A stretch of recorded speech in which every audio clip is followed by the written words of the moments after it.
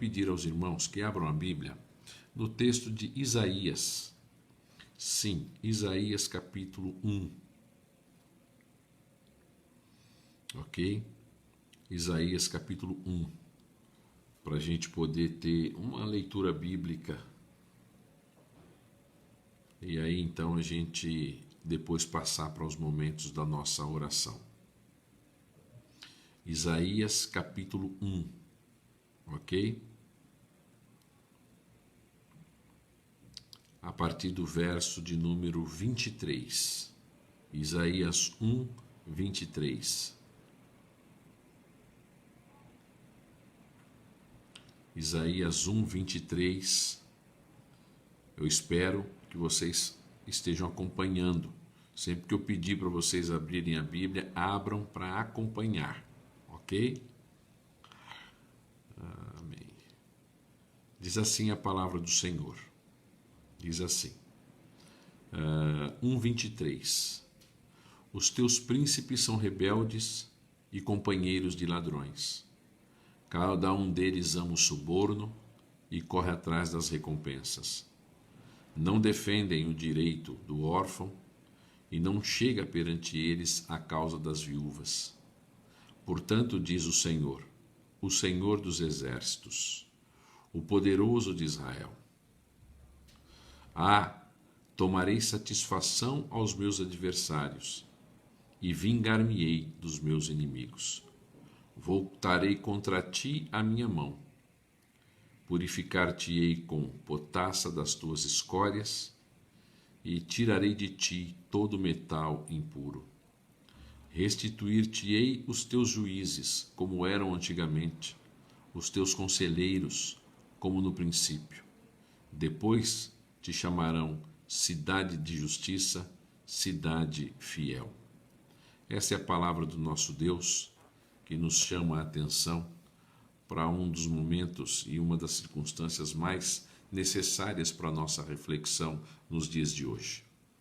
Eu sei que muitas vezes as pessoas que são cristãs nem sempre gostam de ouvir coisas relacionadas a posicionamentos políticos, porque muitas vezes nós dissociamos a religião da política. Isto não é certo porque durante a história da redenção nós tivemos homens que foram políticos extraordinários. Quando nós olhamos, por exemplo, na época de Moisés, Moisés viveu uma época em que ele instituiu homens para ajudá-lo a julgar Israel. Homens a quem Deus constituiu juízes, para que esses juízes e magistrados pudessem julgar as causas de maneira correta. Quando nós olhamos para o tempo em que Israel viveu no Egito, nós vemos que José foi um político extraordinário, um homem a quem Deus usou para preservar tanto a história da redenção do povo de Israel, quanto para que a semente de Cristo fosse preservada, quanto outros povos e nações que morreriam de fome se não fosse a habilidade política administrativa de José. No decorrer da história, nós vemos o próprio Davi se tornando um rei fantástico, extraordinário, com habilidades estratégicas extremamente produtivas de uma realidade política, econômica e social extraordinária, magnífica, pungente para toda a sua nação. Depois dele, nós tivemos Salomão, cuja escritura diz que foi o homem mais sábio daquele tempo e que governou durante 40 anos com maestria e graça. Depois nós tivemos outros homens que foram coadjuvantes, auxiliares em grandes impérios, como aconteceu, por exemplo, com o nosso irmão Daniel. Portanto, durante o decorrer da história, nós vemos irmãos e irmãs, pessoas envolvidas direta e indiretamente com questões da vocação política que ajudou e que abençoou o povo durante muitos e muitos anos na história antiga e também recente dos nossos dias. Nós tivemos Abraham Kuyper, que foi o primeiro-ministro da Holanda e que fundou a Universidade Livre de Amsterdã e que foi um homem extraordinário e que ajudou na formação e estruturação política e econômica do seu país. Nós tivemos recentemente Herman Doivert, que foi um dos maiores juristas do mundo e que também era holandês e que serviu a sua pátria, mostrando a relevância política de um homem para a sua nação. Então, durante anos e anos, nós temos visto pessoas que estavam à frente da política de suas nações servirem de bênção na vida da sua nação e das outras nações, agindo com destreza, com sabedoria. Para quê? Para que eles não viessem a impor sofrimentos, amarguras e tristezas à vida de um povo, governando este povo de maneira justa e correta. Portanto, quando nós olhamos para a Escritura Sagrada, nós vemos uma preocupação dos profetas, de forma geral, sempre se levantando contra as instituições políticas que estivessem se desviando do seu caminho. Vocês se lembram de Jesus e o que ele disse a respeito de Herodes, chamando Herodes de raposa, por conta das atitudes levianas que o próprio Herodes estava tendo, ao invés de ter posicionamentos que fossem coerentes com a verdade. Então, sempre nós temos visto aqui e ali a preocupação da Bíblia em falar a respeito da verdade para todas as esferas e para todas as classes de pessoas. E aqui nesse texto nós vemos a postura do nosso irmão Isaías, que logo no começo do seu livro ele fala sobre a situação miserável em que Israel estava vivendo, exatamente por conta de políticos que agiam de forma opressiva contra o povo. O versículo 23 diz assim: os teus príncipes são rebeldes. E é interessante que a palavra rebelde aqui é a palavra obstinado, teimoso. Eles são companheiros de ladrões.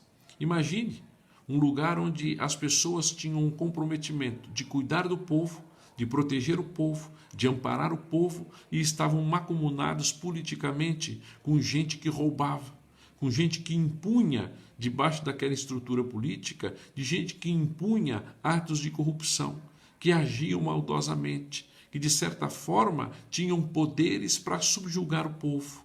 Veja a preocupação de Isaías nesse sentido. Isso aqui é muito sério.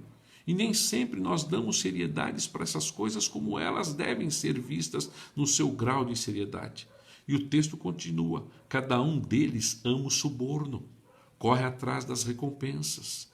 Percebam que aqueles que estavam ali para agir em benefício do povo, para fazer as coisas que fossem boas para o povo, eles amavam o suborno, ou seja, eles amavam um presente dado por trás, dado pelas costas, um dinheiro ou um status ou um tipo de cargo que pudesse elevá-los e que não era de merecimento, mas era comprado.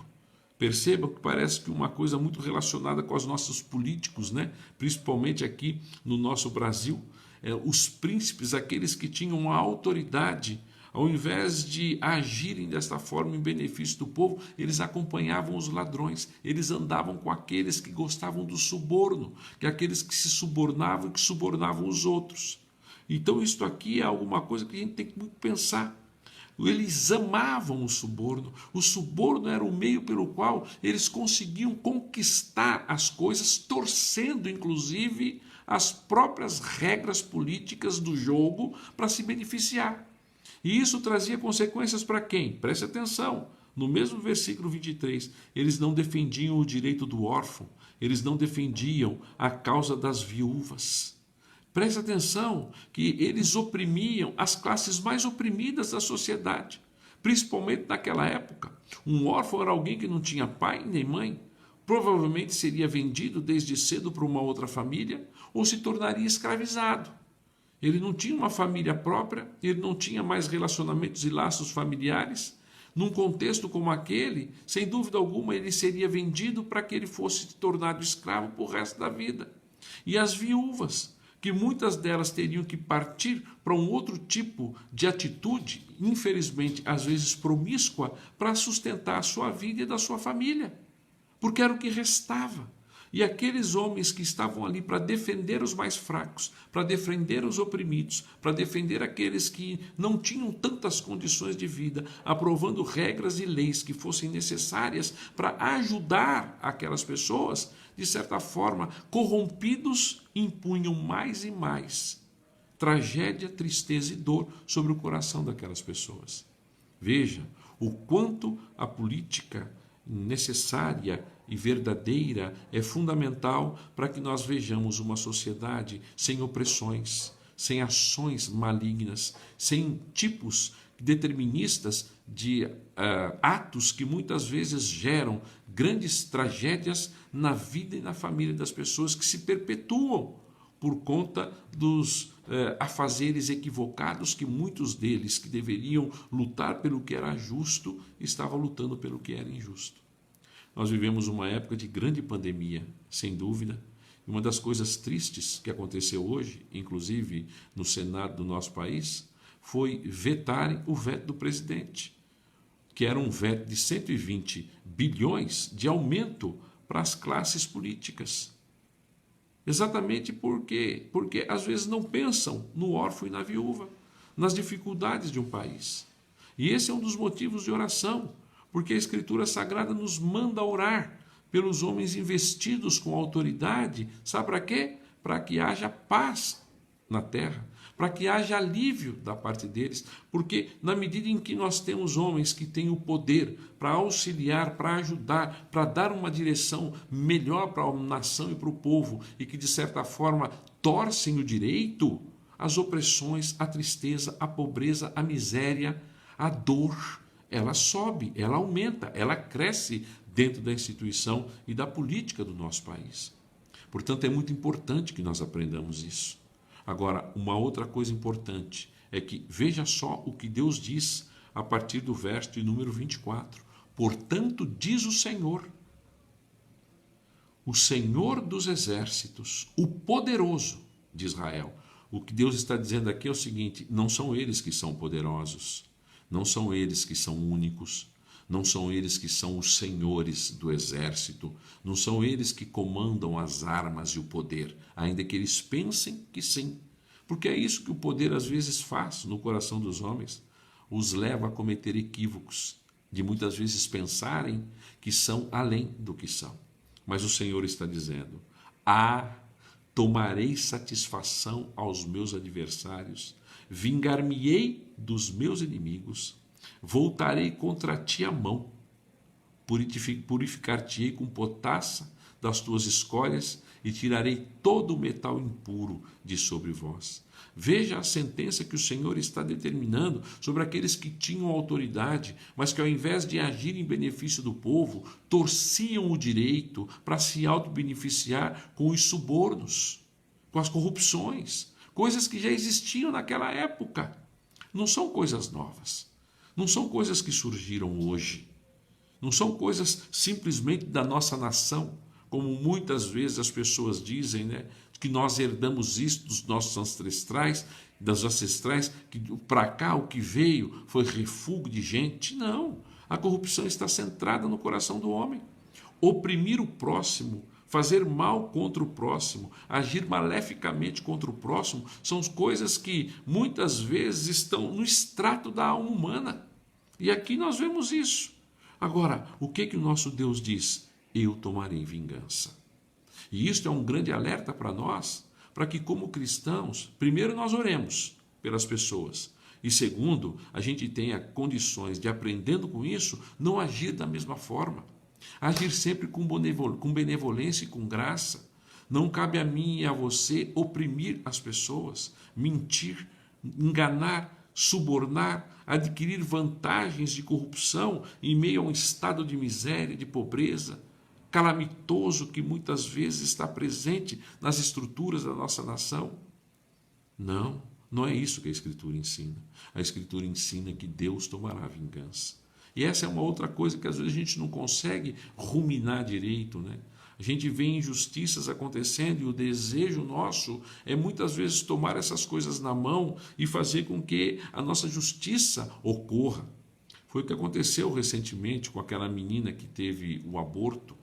e que o juiz assinou o aborto dela e que os médicos no Espírito Santo não quiseram fazer o aborto, então ela foi levada para Recife de avião e gastaram 50 mil reais do dinheiro público para que ela fosse e operasse e tirasse a criança. E é interessante, em cima de toda essa história, nós vemos como eles estavam macumunados para agir dessa maneira e perpetuar outros tipos de pecado dentro da nossa nação, inclusive com homens e pessoas que tinham a autonomia, vamos dizer assim, para aprovar determinadas circunstâncias legais, ou seja, que eles determinavam legais, para aparentemente tirar o jugo e a opressão da vida de uma criança, impondo outros jugos e outras opressões. Portanto, nós precisamos de cada vez mais interceder e orar por aqueles que são autoridade, para que eles ajam com sabedoria, com graça, para que nós não vejamos a tragédia, a morte, a desgraça acontecer dentro das nossas bases mais profundas da sociedade. Por isso, é muito importante e significativo que a gente pense a partir disso. Lá em Timóteo, a Escritura nos ensina a orar por os nossos governantes, a Escritura nos ensina a interceder por aqueles que estão à frente da nossa nação. É verdade, mas também nós vimos homens como o nosso irmão Pedro e Tiago, inclusive Tiago foi decapitado, que disse: importa-me obedecer a Deus do que a homens. E nós estamos vivendo um momento muito difícil no nosso país, a cada dia mais. Eu não estou defendendo este ou aquele, eu estou simplesmente fazendo uma percepção ou trazendo à luz de vocês uma amplitude de percepção a respeito dos fatos que estão acontecendo hoje e que têm trazido grandes tragédias, misérias e mortes, inclusive para o nosso meio. A gente precisa de orar especificamente por isso, orar pela nossa nação, orar pelo nosso povo, orar pelo nosso país, orar para que Deus tenha misericórdia de nós, orar por aqueles que são ministros que deveriam ir em busca da justiça, fazer o que é certo, julgar à luz da lei, porque se julgasse à luz da lei não estaríamos desse jeito. E não, subornados por corrupções, às vezes tomassem decisões que fossem injustas e pecaminosas. Nós precisamos de interceder. E interceder pelo nosso país, pela nossa estrutura política, por aqueles que estão à frente dos nossos governos, porque é o que a palavra de Deus nos manda. Deus tomará vingança, tanto deles quanto de nós, se nós agirmos de forma submissa, cega, sem nenhum tipo de reação. Que a reação comece nas nossas orações, no nosso clamor a Deus, mas não nos deixemos levar por atos de corrupção tão presentes na nossa nação, na nossa pátria, que tem desfilhado famílias, que tem imposto coisas à sociedade, que tem trazido tanta mentira e pecado para a nossa nação. São coisas que nós precisamos fazer como cristãos. Preste atenção. Esses homens aqui não aceitavam isso. E Isaías, já desde aquela época, detectou esse tipo de problema, que a gente pensa que é novo. A gente pensa que o país nosso é assim, a nossa nação é assim, como se outros lugares não fossem. Isso não é verdade. Isso está aqui na Escritura, sempre esteve. Então que a gente tenha a graça de Deus para podermos reagir, ainda que seja na modéstia da nossa oração, confiando que o nosso Deus se levanta contra todo esse status de corrupção, de roubo, de bandalheira, de assassinatos legalizados, de morte, em todos os sentidos, de impunidade que muitas vezes está presente entre nós. Que Deus nos dê graça e sabedoria para manter a brandura, a serenidade, mas ao mesmo tempo o vigor, a força e a coragem de sermos cristãos habilitados para podermos olhar este mundo e saber apontar onde estão os erros de fato.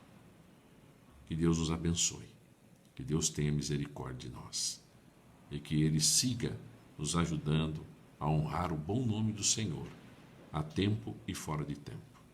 Amém?